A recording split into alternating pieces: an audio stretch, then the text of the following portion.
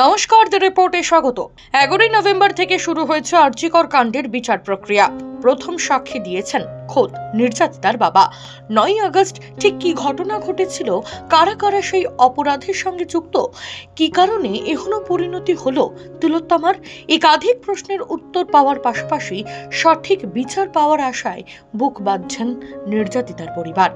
এই লড়াইয়ে তাদের সাহস যোগাতে সোদপুরে নির্যাতিতার বাড়িতে এলেন বিজেপি নেত্রী লকেট চট্টোপাধ্যায়। 30 মিনিট পরিবারের লোকজনদের সাথে কথা বলেন তিনি। সাংবাদিকদের মুখোমুখি হয়ে কি বললেন শুনবো। আমি আসিনি, অনেক সবসময় তো থেকেছি, কিন্তু কখনো সাহস পাইনি আসতে। তো মনে হলো যে পুজোর পরে একবার ওনার সাথে দেখা করব। এসছিলাম, দেখা করে গেলাম। তাদের অবস্থা তো ভালো না, মনের অবস্থা। এটুকুই চাই যে বিচার হোক এবং সঠিক পদ্ধতিতে তদন্ত হোক, এবং এটাই বলবো যে আমরা সবাই এবং বাংলা তথা বাংলার বাইরে পুরো সারা দেশের মানুষের বিচারের অপেক্ষায় বসে আছে। তো আমরা চাইবো যে আমাদের নির্ভয়া বিচার পাক এবং বাবা মার জন্য শান্তি পাক। ওনাদের আজকের ডেটে কিছু হারাবার নেই, একমাত্র মেয়ের বিচার চায়। বিচারটা হবে কোথায়? আপনি জানেন যে চারিদিকে উৎসবে মেতে উঠছে, আজকেও দার্জিলিংয়ে গিয়ে তিনি উৎসবে মারছেন, এখানে বিচার। উনি তো বিচার করতে চান না, ওনারা তো পুরো জিনিসটাই নাটক চলেছে। প্রথম শুরু থেকে ফাঁসি চাই বলে সব প্রমাণ লোপাট করেছে। ফাঁসি চাই বলে আজকে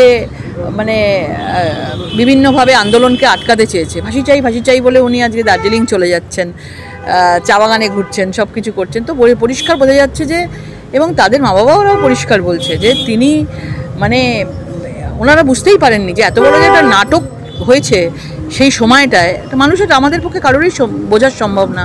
মৃত্যু সঙ্গে সঙ্গে যে ওদের নিয়ে যে যারাই ভক্ষক ছিল তারাই রক্ষা করতে এগিয়ে এসছে, তো ওনারা সেটা বুঝতে পারেননি। ওনারা ভাবছেন যে আমরা বুঝতেই পারিনি যে যারাই এই ধরনের জিনিসগুলো করেছে তারাই এসে তাদেরকে সহানুভূতি দেখানোর চেষ্টা করছে। আজকে আস্তে আস্তে করে বুঝতে পারছে যে তারা কী জিনিস, তারা সেই সময় কতটা নাটক আজকে সরকার পক্ষ থেকে করা হয়েছিল। এই বিনীত গোয়েল থেকে শুরু করে অ্যাডমিনিস্ট্রেশন পুরো করেছিল, পুরোটাই নাটক। দেখুন, আমিও বললাম যে এতদিন ধরে আমরা এত ঘটনা ঘটেছে, মহিলাদের কাছে গেছি এবং সেখানে কিন্তু একটাই দেখেছি, বিভিন্নভাবে আন্দোলন বলুন, মুখের আওয়াজটাকে বলুন, যেভাবে বন্ধ করার চেষ্টা করা হয় এবং যেভাবে হোক করা হয়। সঞ্জয় রায় সেও কিন্তু নিশ্চয়ই একজনের পক্ষে এটা সম্ভবই না, অসম্ভব কথা। একজনের পক্ষে নিশ্চয়ই সে দোষী, সে নিশ্চয়ই দোষী আছে, কিন্তু তা বলে সেই একাই দোষী নয়, আরও অনেকের আছে, এবং সেই এভিডেন্সগুলোকে, তথ্যগুলোকে লোপাট করা হয়েছে এখানে। দিদি, সুপ্রিম কোর্টের যে বিচার প্রক্রিয়া, যে শুনানি, সেটাতে বাবা খুশি হতে পারছে না স্বাভাবিকভাবে। সিবিআই হাতে 4 সপ্তাহ সময়। আপনাদের কি মনে হয় যে সিবিআই পারবে 4 সপ্তাহের মধ্যে বিশেষ কিছু চার্জশিট পেশ করতে? সঞ্জয় ছাড়া আর কেউ দোষী হতে পারে? দেখুন, সিবিআই তো আজকে এত বড় একটা কেলেঙ্কারিও তো ধরেছে। আজকে সরকারি হসপিটালে কি কেলেঙ্কারি হয় সেটা ধরে সন্দীপ ঘোষকে অ্যারেস্ট করেছে। তো সিবিআই তো এটা যা করছে তো সিবিআই করছে। আমার একটা জিনিস বারবার মনে হয়, সিবিআই হচ্ছে, সুপ্রিম কোর্ট হচ্ছে, একটা মেয়ে নৃশংসভাবে মারা গেছে, এরকমভাবে মারা গেছে, সেখানে আজকে মমতা বন্দ্যোপাধ্যায় এত দূর অবধি সবাইকে চলে যেতে হলো, তার আগে বিচারটা উনি করতে পারলেন না একজন মহিলা মুখ্যমন্ত্রী হয়ে।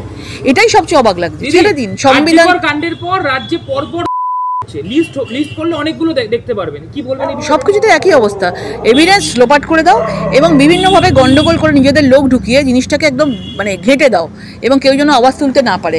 নিজেদের লোকেরাই বলছে আমরা আন্দোলন করব, আমরা আওয়াজ তুলবো বলে সবাইকে আলাদা আলাদা করে দিচ্ছে। সেখানে পার্টি পলিটিক্স ঢুকিয়ে বলছে কে বিজেপি, কে কংগ্রেস, কে সিপিএম, কে তৃণমূল, এইসব করে বিভিন্ন বিষয় যেমনভাবে তারা পলিটিক্স করে না, বিভিন্ন আলাদা করে দিয়ে ডিভাইড অ্যান্ড রুল পলিটিক্স করে, সেখানে এখানেও তারা পলিটিক্স ঢুকিয়ে দিচ্ছে। হ্যাঁ, আন্দোলনটা কোথাও একটু চাপা পড়ে গেল নিশ্চয়ই, সেটা তো মনেই হয়, কিন্তু আমরা তবুও আশাবাদী যে এই আন্দোলনকে, এই আওয়াজকে জিয়ে রাখতে হবে। প্রধান বিরোধী দল বিজেপি তারাও তো দেখুন, আমরা তো সবসময়তেই রয়েছি, আমরা আন্দোলন করেছি, সবসময়তেই রয়েছি। আমরা চাই ওর মা বাবার পাশে সবসময় রয়েছি, শেষ অবধি আমরা আছি। রাজা দে, দ্য রিপোর্ট, সোদপুর। সমস্ত খবরের আপডেট পেতে লাইক করে সাবস্ক্রাইব করুন দ্য রিপোর্ট চ্যানেলটি। সেই সঙ্গে বেল বাটন প্রেস করতে ভুলবেন না। আপনাদের একটা সাবস্ক্রিপশন আমাদের জন্য অত্যন্ত মূল্যবান। একই সঙ্গে ফলো করুন আমাদের হোয়াটসঅ্যাপ চ্যানেলটিও। জয় হিন্দ।